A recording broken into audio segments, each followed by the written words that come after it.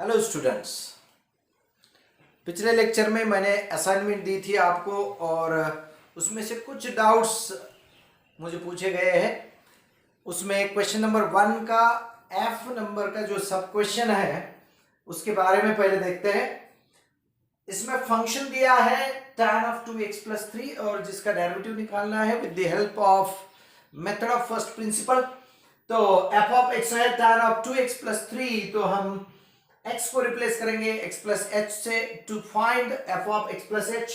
तो f of x plus h is equal to आएगा tan of 2 into x plus h plus 3, that is tan of 2x plus 2h plus 3। According to the first principle of derivatives, f dash x is limit of f of x plus h minus f of x divided by h, h tends to 0। f of x plus h हमने find किया है tan of 2x plus 2h plus 3 minus f of x है आपका tan of 2x plus 3 upon h as it tends to 0। अब tan x यानी होता है sin x upon cos x, तो tan के हम sin cos में कन्वर्ट करते हैं।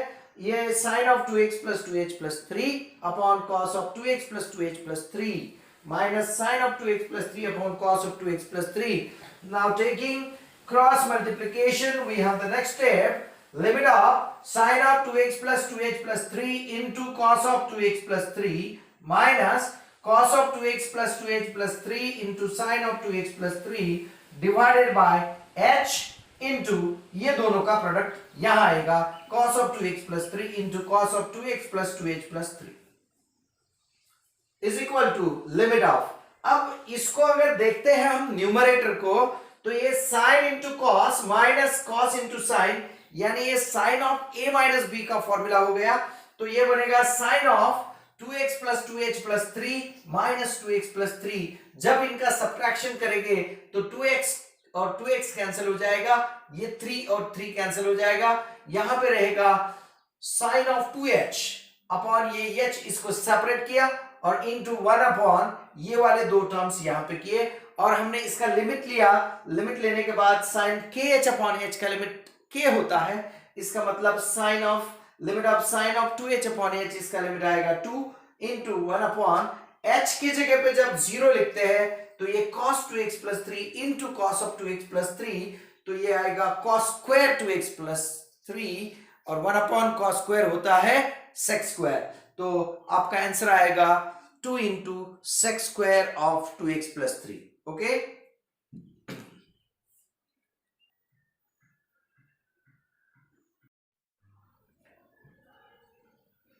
तो देखो बच्चों, f के बाद क्वेश्चन नंबर 1 का g, नेक्स्ट क्वेश्चन, इसमें sec of 5x minus 2, ये भी एज अ डिफिकल्टी बच्चों ने पूछा है। आपकी जो असाइनमेंट है उसमें का क्वेश्चन है। क्वेश्चन नंबर 1 का g, function f of x is given sec of 5x minus 2। तो first principle of derivative use करने के लिए हम पहले फाइंड करेंगे f of x plus h। तो ये होगा sec of, इस x को रिप्लेस करना है हमें x plus h से, तो यहां पे आएगा 5 into x plus h minus 2। देखो इसमें और इसमें हमने कुछ भी चेंज नहीं किया है, सिर्फ जहां x है x के जगह पे लिखा है x plus h। अब इसको मल्टीप्लाई करते हैं 5 से, तो फंक्शन बन जाएगा sec of 5x plus 5h minus 2। According to the first principle of derivatives, f dash x is nothing but limit of f of x plus h minus f of x upon h as h tends to 0। तो f of x plus h और f of x इनके values रखते हैं। f of x plus h है यहाँ पे sec of 5x plus 5h minus 2 minus f of x है sec of 5x minus 2 upon h as h tends to 0। तो अब यहाँ पे sec minus sec, ऐसा कुछ फॉर्मूला नहीं है ट्रिग्नोमेट्री में sec c minus sec d और समथिंग, तो इसलिए हमने sec को कन्वर्ट किया cos में। sec यानी होता है 1 upon cos, तो ये बन जाएगा 1 upon cos of 5x plus 5h minus 2 minus 1 upon cos of 5x minus 2। यहाँ पे क्रॉस मल्टीप्लीकेशन लेते हैं तो ये बन जाएगा limit of cos of 5x minus 2 minus cos of 5x plus 5h minus 2 upon h into ये दोनों का प्रोडक्ट नीचे आएगा cos of 5x minus 2 into cos of 5x plus 5h minus 2। Got it? यहां तक क्लियर है सबको?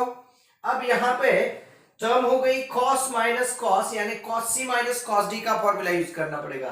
तो using cos c minus cos d ये होता है 2 into sine of c plus D upon 2 into sine of d minus C upon 2। इसको गौर करो, d माइनस सी अपॉन 2। तो इस हिसाब से ये बन जाएगा 2 into sine c plus d, यानी this one plus this one, 5x minus 2 plus 5x plus 5h minus 2 divided by 2 into sine of d minus c, यानी 5x plus 5h minus 2 minus 5x minus minus plus 2 हो जाएगा upon 2। तो यहां पर इस second bracket में ये 5x और 5x कैंसिल हो जाएगा, ये माइनस 2 और प्लस 2 कैंसिल हो जाएगा, तो यहां पे रहेगा सिर्फ 5h बाय 2।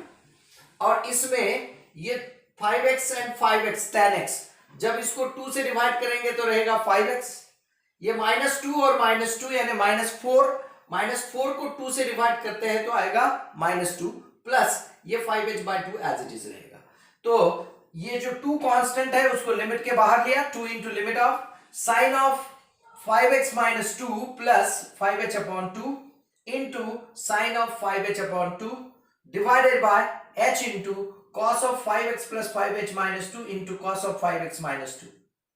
अब देखो लिमिट सेपरेट करते हैं according to the formula, 2 into limit of sine 5h by 2 upon h, इसको सेपरेट करते हैं into limit of sine 5x minus 2 plus 5h by 2 divided by ये cos के दोनों टर्म्स यहां पे आएंगे। तो आपको जो फॉर्मूला पता है limit of sine kh upon h as it tends to 0 k होता है, इसके हिसाब से इसका आंसर आएगा 5 बाय 2, और इसमें h टेंड्स टू 0 के लिए h की वैल्यू 0 रखते हैं तो ये 0 बन जाएगा और ये 0 बन जाएगा। तो यहां न्यूमरेटर में बचेगा साइन ऑफ 5x माइनस 2 और डिनोमिनेटर में रहेगा sine cos of 5x minus 2 into cos of 5x minus 2। तो ये 2 और 2 कैंसिल हो जाएगा, तो f डैश x आएगा 5 इंटू 1 बाय cos यानी sec of 5x minus 2 into sin by cos यानी tan of 5x minus 2। This is your final answer, f dash x is equal to 5 into sec of 5x minus 2 into tan of 5x minus 2। जैसे कि आप सब जानते हैं derivative of sec x ये होता है sec x into tan x, तो derivative of sec of 5x minus 2 ये भी 5 into sec of 5x minus 2 into tan of 5x minus 2 ऐसे आएगा। तो अब इसके आगे नेक्स्ट क्वेश्चंस हम सीखते हैं। आपके क्वेश्चन नंबर 1 और 2 में जो भी डाउट्स थे हमने यहां पे क्लियर किया है। अब हम आगे क्वेश्चन नंबर 6 के लिए जाते हैं।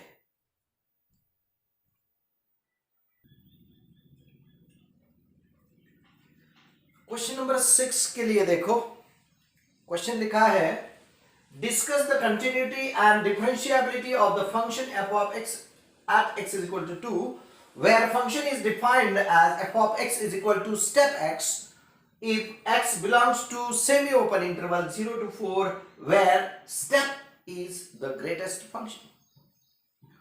अब जैसे स्टेप x हमने इसके पहले डिफाइन कर चुके हैं लिमिट में, तो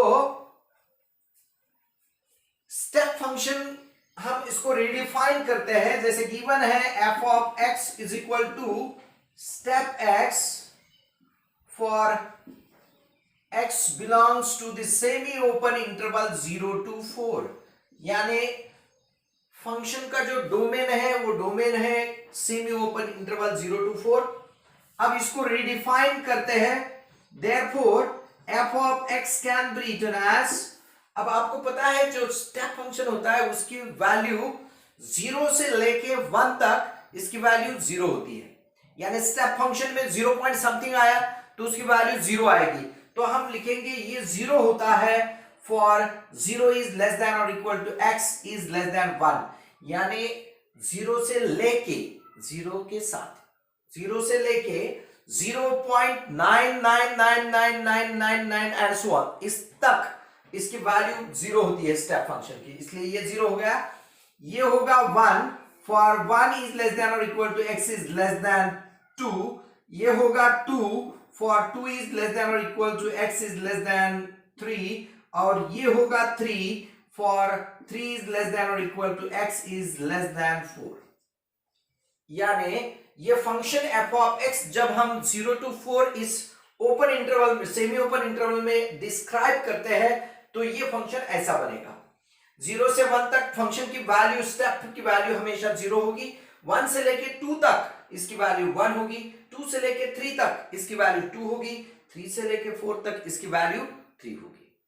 अब हमें फंक्शन की कंटिन्यूटी डिस्कस करनी है at x is equal to 2, यानी यहां पे आपको लेफ्ट हैंड साइड लिमिट और राइट हैंड साइड लिमिट, दो लिमिट निकालने पड़ेंगे। तो पहले LHL निकालते हैं कंटिन्यूटी डिस्कस करने के लिए। तो limit of f of x as x tends to 0 minus, यानी 2 माइनस 2 के लिए डिस्कस करें। Limit of f of x as x tends to 2 minus, 2 minus यानी लेस देन 2, तो लेस देन 2 यहां पे दिखता है, तो उसके लिए फंक्शन क्या है 1, तो फंक्शन बनेगा limit of 1 as x tends to 2 minus, तो इसकी वैल्यू आएगी 1 because limit of constant is always constant. अब RHS निकालते हैं, right hand side limit, limit of f of x as x tends to 2 plus, 2 plus के लिए क्या आएगा देखो, ये आएगा लिमिट ऑफ 2 प्लस यानी x is greater than 2, x is greater than 2 के लिए फंक्शन 2 है, limit of 2 as x tends to 2 plus, और limit of constant is always constant यानी 2 आ गया, यानी LHL और RHL दोनों डिफरेंट आते हैं, इसकी वैल्यू आई 1 और इसकी वैल्यू 2 आई, तो कहेंगे हम LHL is not equal to RHL, therefore you can say that limit of f of x as x tends to 2 does not exist.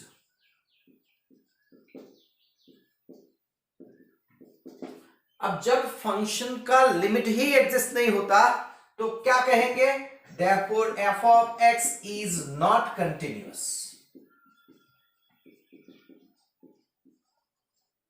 at x is equal to 2।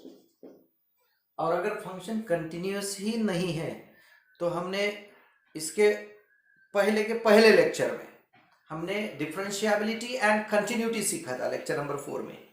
उसमें हमने सीखा था कि every differentiable function is continuous, यानी हर एक differentiable function ये continuous होता ही है, यानी फंक्शन डिफरेंशिएबल है तो उसको कंटिन्यूअस होना जरूरी है, लेकिन हर कंटिन्यूअस फंक्शन ये डिफरेंशिएबल होगा या नहीं होगा ये नहीं बता सकते।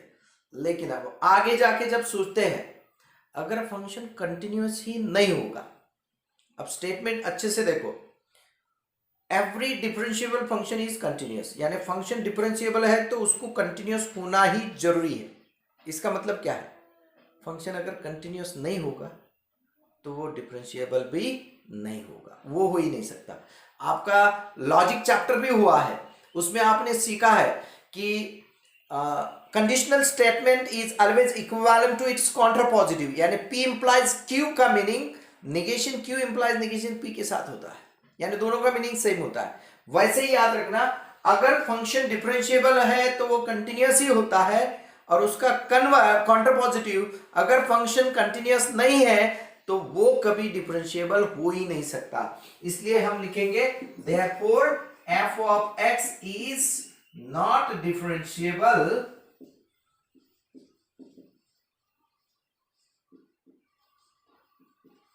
at x is equal to 2, यानी ये जो फंक्शन है x is equal to 2 के लिए कंटिन्यूअस भी नहीं है और डिफरेंशिएबल भी नहीं है।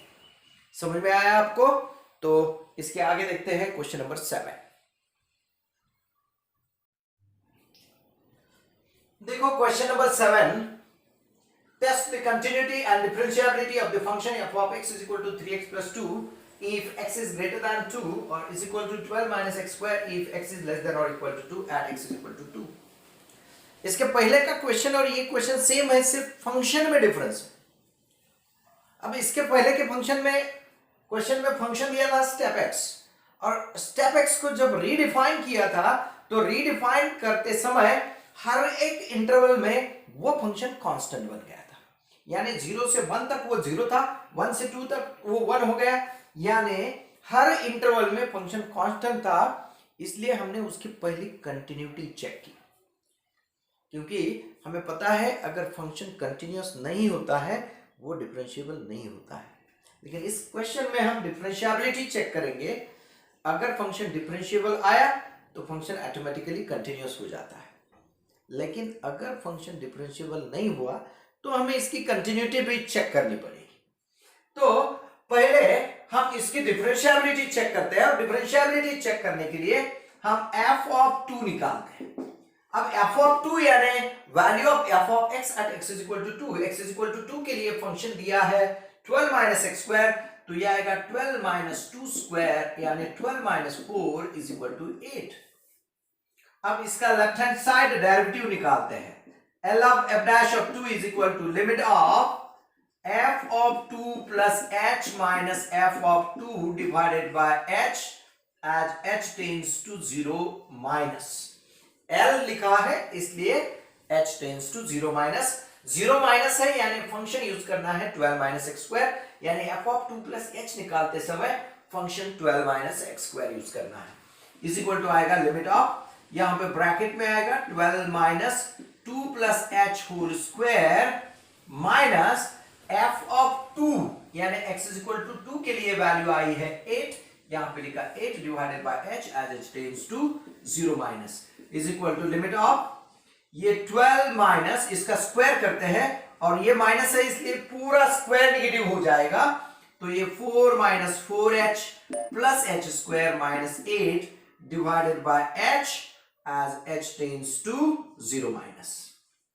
तो 12 minus 4 8 और minus 8 कैंसिल हो जाएगा, तो इज इक्वल टू आएगा लिमिट ऑफ ये वाली टर्म और ये कैंसिल हो जाएगा, h कॉमन लिया तो ब्रैकेट में आएगा -4 plus h divided by, sorry यहां पे ये माइनस आएगा minus h divided by h as h tends to 0 minus। तो ये h और h कैंसिल हो जाएगा because we can write as h tends to 0 h is not equal to 0। अब h की वैल्यू 0 इसमें डालते हैं तो left hand side derivative of the function ये आ गया -4 प्लस 0 यानी -4। समझ रहे हो आप? ठीक है, इसके बाद राइट हैंड साइड डेरिवेटिव निकालते हैं। Right hand side derivative of the function is nothing but equal to limit of f of 2 plus h minus f of 2 divided by h as h tends to 0 plus 0 plus यानी right hand side derivative means x is greater than 2, function है 3x plus 2, वो वाला function use करेंगे। Limit of f of 2 plus h निकालने के लिए ये function use करना है यानी 3 into 2 plus h plus 2 minus f of 2 की वैल्यू आती है 8 divided by h as h tends to 0 plus। अब मल्टीप्लाई करो, ये आएगा limit of 6 plus 3h plus 2 minus 8 divided by h as h tends to 0 plus। तो ये 6 plus 2 8 और 8 कैंसिल हो जाएगा, h कैंसिल हो जाएगा, तो ये आएगा 3 यानी right hand side derivative of the function आया 3। लेफ्ट हैंड साइड कितना आया था -4 और राइट हैंड साइड कितना आया 3, तो कहेंगे left hand side derivative of the function is not equal to right hand side derivative of the function, therefore we have f of f is not differentiable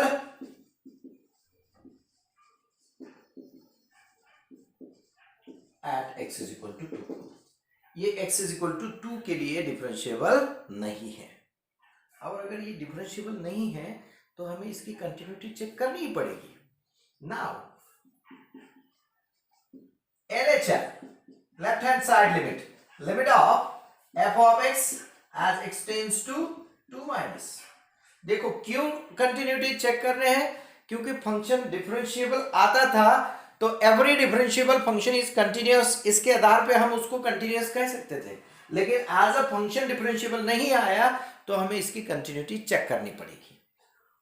लेकिन याद रखो फंक्शन अगर continuous नहीं है, जैसे क्वेश्चन नंबर 6 में देखा था, तो उसकी डिफरेंशिएबिलिटी चेक करने की जरूरत नहीं, उसे हम directly it is not differentiable कह सकते हैं। लेकिन अगर फंक्शन डिफरेंशिएबल नहीं है तो उसकी कंटिन्यूटी हमें चेक करनी पड़ेगी। तो यहां पे फंक्शन आएगा लिमिट ऑफ 2 माइनस के लिए फंक्शन है 12 minus x square as x tends to 2 minus, तो इसमें वैल्यू रखेंगे तो ये आएगा इज इक्वल टू 12 माइनस 4, तो आपके LHL की वैल्यू आएगी 8, LHL इज इक्वल टू आया 8 और अब RHL निकालते हैं। RHL यानी limit of f of x as x tends to 2 plus, 2 plus के लिए फंक्शन आएगा 3x plus 2, limit of 3x plus 2 as x tends to 2 plus, 2 plus अगर यहां पे डालते हैं तो 2 प्लस के लिए 3 इंटू 2 प्लस 2, यानी RHL की वैल्यू भी आएगी 2। तो RHL आया 8, RHL आया 8, LHL आया 8 और वैल्यू ऑफ द फंक्शन आया 8, यानी हम कहेंगे therefore f of 2 is equal to limit of f of x as x tends to 2 minus is equal to limit of f of x as x tends to 2 plus, यानी आपके तीनों terms equal हो गए। therefore we can say that f is continuous at x is equal to 2. therefore f is continuous but not differentiable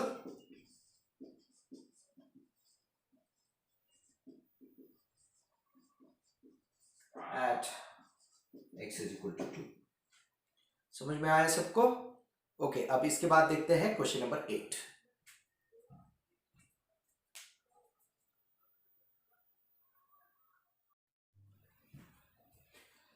अब question number 8 के लिए देखते हैं।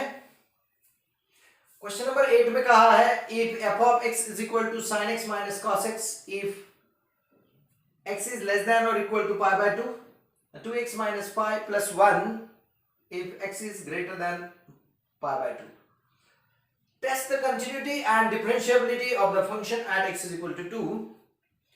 तो पहले फंक्शन की कंटिन्यूटी डिस्कस करते हैं कि फंक्शन कंटिन्यूअस है या नहीं है। आप कुछ भी कर सकते हो, पहले डिफरेंशिएबिलिटी चेक की, अगर फंक्शन डिफरेंशिएबल है तो आपको कंटिन्यूटी चेक करने की जरूरत नहीं है।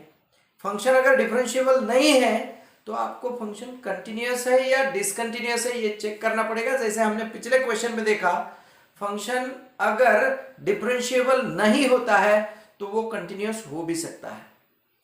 तो हम पहले इसकी डिफरेंशिएबिलिटी चेक करेंगे। डिफरेंशिएबिलिटी चेक करने के लिए आपको पहले निकालना पड़ेगा f of pi by 2। f of pi by 2 निकालते हैं। f ऑफ पाई बाय 2 क्या आएगा? x is equal to pi by 2 के लिए फंक्शन देखो, ये आएगा sine of pi by 2 minus cos of pi by 2। Sine pi by 2 की वैल्यू होती है 1, कॉस पाई बाय 2 की वैल्यू होती है 0, इसलिए function f of pi by 2 की वैल्यू आ गई 1। अब लेफ्ट हैंड साइड डेरिवेटिव निकालते हैं, f dash of pi by 2 निकालते हैं, तो इज इक्वल टू आएगा limit of f of pi by 2 plus h minus f of pi by 2 divided by h as h tends to 0 minus. Left hand side derivative के लिए 0 minus आएगा, तो is equal to आएगा limit of f of pi by 2 plus h, pi by 2 plus h, h tends to 0 minus less than 2 के लिए function ये है, तो ये आएगा sine of pi by 2 plus h minus cos of pi by 2 plus h minus f of pi by 2 आएगा 1 divided by h as h tends to 0 is equal to आएगा limit of sine of pi by 2 plus h, second quadrant में sine positive होता है और pi by 2 plus h upon 2 है, इसलिए ये minus cos of h हो जाएगा, ये प्लस साइन ऑफ h हो गया, because cos of pi by 2 plus h is minus sine h, तो माइनस माइनस प्लस आ जाएगा, minus 1 divided by h as h tends to 0। अब h की वैल्यू 0 अगर रखते हैं तो ये 0 अपॉन 0 का फॉर्म देता है, तो यहां पे इसको रीराइट करते हैं हम, इज इक्वल टू, इसको लिखेंगे लिमिट ऑफ, पहला लिमिट लेते हैं साइन h अपॉन h का, साइन h अपॉन h और माइनस लेके common 1 minus cos h upon h करेंगे एज h टेंड्स टू 0। इसके आगे सॉल्व करते हैं इसको, is equal to limit of sine of h, sine h upon h, sine h upon h as h tends to 0 minus limit of 1 minus cos h upon h square into h as h tends to 0। तो इसका limit होता है 1, इसका limit होता है 1/2 और h का limit आएगा 0, तो ये आएगा 1। तो आपका लेफ्ट हैंड साइड डेरिवेटिव जो है वो आ गया 1। अब राइट हैंड साइड डेरिवेटिव लेते हैं। r dash of f dash of 2 f dash of pi by 2 is equal to limit of f of pi by 2 plus h minus f of pi by 2 upon h as h tends to pi by 2 plus is equal to limit of, अब f of pi by 2 plus h के लिए ये function है यहां पर, तो यहां पे आएगा 2 इंटू ब्रैकेट में pi by 2 plus h minus pi plus 1 minus f of pi by 2 की वैल्यू आएगी pi by 2 divided by h as h tends to 0, h tends to 0 plus रहेगा। अब 2 से इसको जब मल्टीप्लाई करते हैं तो ये आएगा लिमिट ऑफ, 2 से मल्टीप्लाई करने के बाद 2 कैंसिल हो जाएगा, ये आएगा pi plus 2h minus pi plus 1 minus pi by 2। F of pi by 2 की value, sorry F of pi by 2 की वैल्यू क्या थी 1, तो यहां पे आएगा 1, तो minus plus 1 minus 1 divided by h as h tends to 0। फिर से एक बार रिकरेक्ट करता हूं, एफ ऑफ पाई बाय 2 की वैल्यू 1 होती है, तो ये पाई और माइनस पाई कैंसिल हो जाएगा, ये प्लस 1 माइनस 1 कैंसिल हो जाएगा, 2h अपॉन h में h कैंसिल हो जाएगा, as h tends to 0 h is not equal to 0, तो ये लिमिट आएगा 2h अपॉन 2 h कैंसिल हो जाएगा, तो ये 2 आएगा, यानी r of f dash of pi by 2 ये आ गया 2, यानी left hand side derivative is not equal to right hand side derivative of the function, यानी f is not differentiable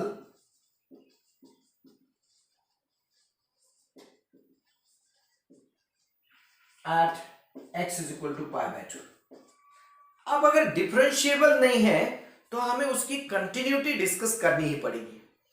तो कंटिन्यूटी डिस्कस करने के लिए अब हम इसका लेफ्ट हैंड साइड लिमिट और right hand side limit again निकालते हैं, जैसे कि हमने पिछले क्वेश्चन नंबर 7 में देखा था।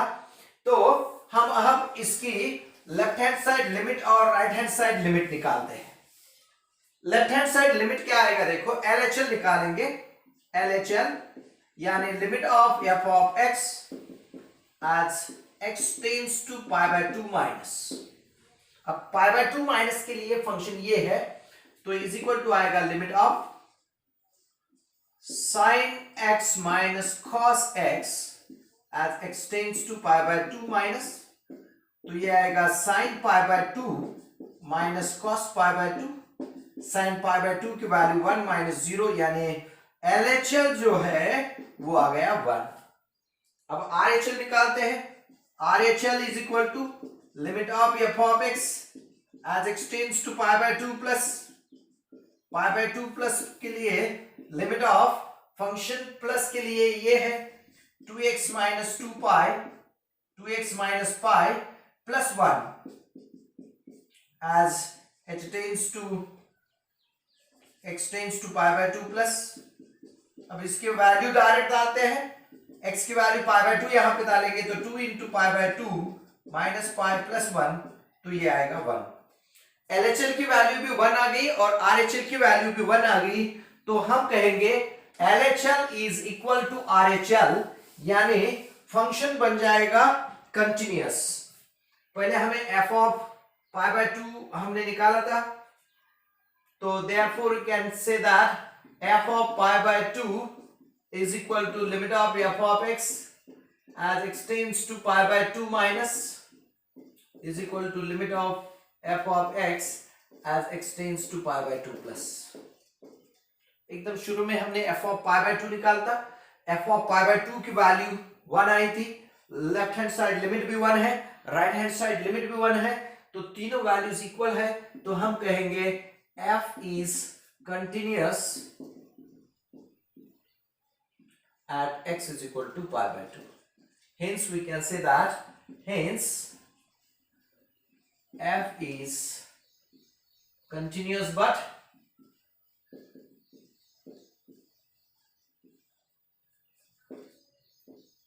not differentiable